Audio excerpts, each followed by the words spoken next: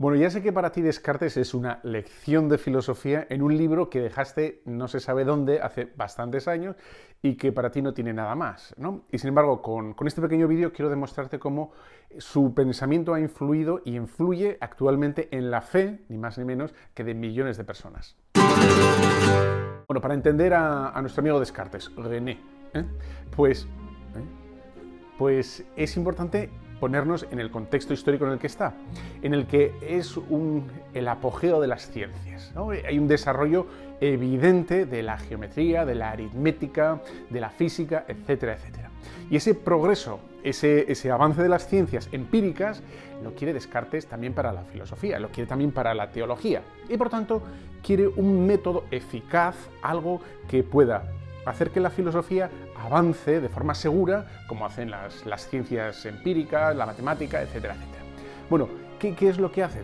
Escribe aquel librito que te acuerdas que estudiaste, el discurso del método, en el cual él se propone como método es dudar de lo que lo dicen los sentidos. Y entonces te acuerdas, ¿no?, que decía lo de las vías.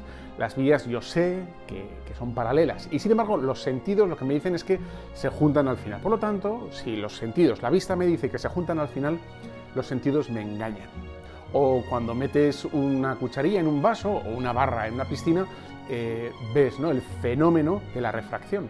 ¿Y qué es? Pues que la vista te engaña.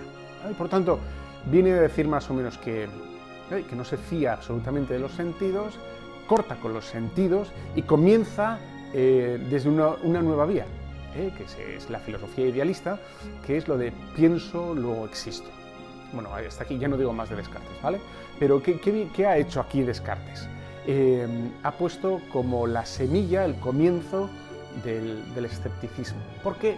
Porque empieza ya a dudar de lo que le informan los sentidos, de lo que recibe de los sentidos. Él dice, dudo. Aquí lo dejo entonces. El tema es que Descartes se pasó de frenada. Y podríamos decir dos ejemplos sencillitos.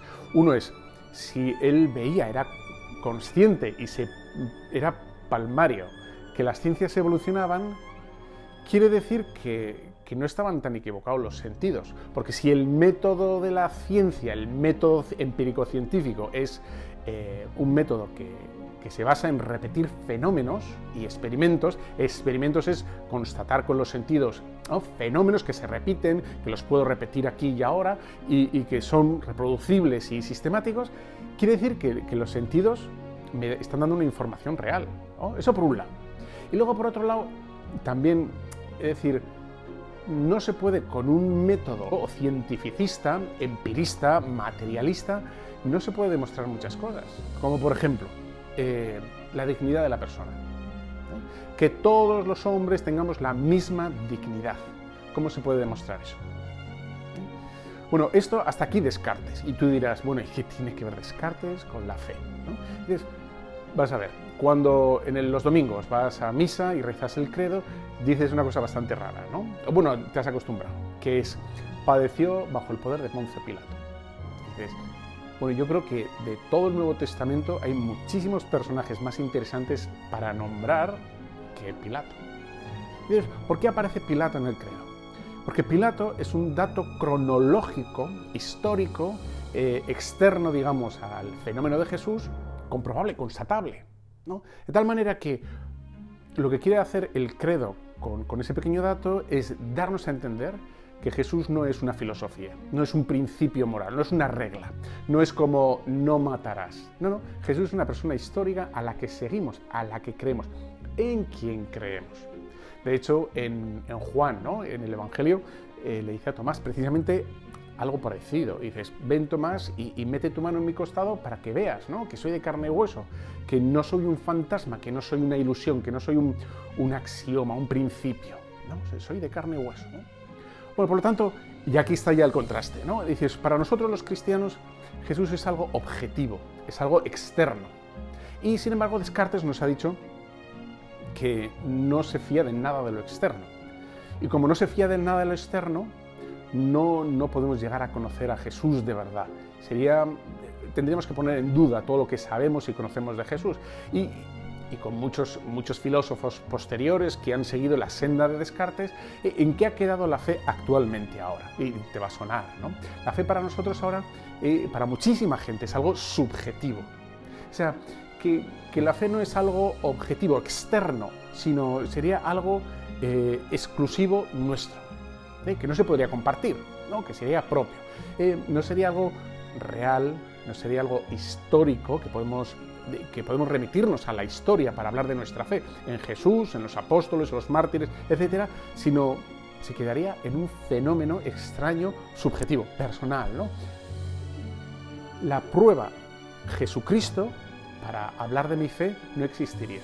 Y por tanto, Jesucristo, que sería algo objetivo y constatable, del cual podemos dar fe, pues no aparecería, ¿no? Y sería todo hablar de mí, ¿no? Todo sería hablar de mis proyectos, de mis logros, de mis proposiciones. Y lo segundo, que viene de aquí, ¿no? Es la fe sería puro sentimiento. Como no hay nada fuera objetivo, Jesús sería algo, digamos, vago y difuso. ¿En qué queda la fe? En un sentimiento, un sentimentalismo. Por lo tanto, yo tendría que recurrir a tradiciones, costumbres o devociones personales que en el fondo no remiten con Jesús, sino algo que he recibido de los familiares o de mi tierra o de algo que me conectan no con Jesús, sino con una sensación. La fe sería las sensaciones propiamente dicho. Y por último sería la fe, como no hay nada externo, porque no puedo salir de mí mismo, porque no tengo que dudar de lo de fuera, la fe sería lo contrario a trascendente. ¿Lo trascendente qué es? Lo trascendente es lo que me sobrepuja, lo que me sobrepasa, lo que está por encima de mí y que de algún modo yo puedo llegar a lo trascendente. Pero como no puedo salir de mí mismo porque todos los sentidos me pueden engañar, la fe pasa a ser todo lo contrario, que es no trascendente, es decir, inmanente. Entonces, sería la fe algo, digamos, grande y noble, pero que nace en mí y muere en mí.